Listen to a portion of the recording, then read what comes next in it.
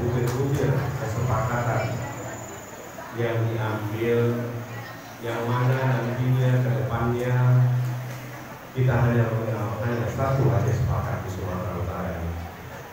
Saya mohon doa, dukungan kepada bapak-bapak sekalian.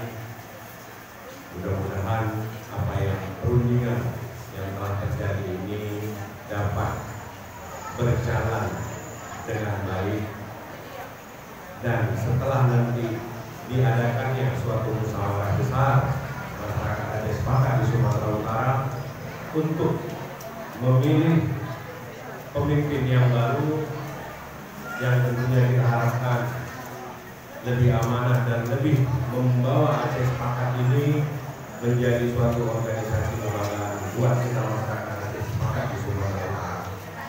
Dan setelah itu, dalam pemikiran saya, sebaiknya periodisasi dari seluruh cabang-cabang bahkan menular ke ancak-ancak itu akan disesuaikan dan kalau bisa diseragamkan, sehingga mungkin pada saatnya nanti,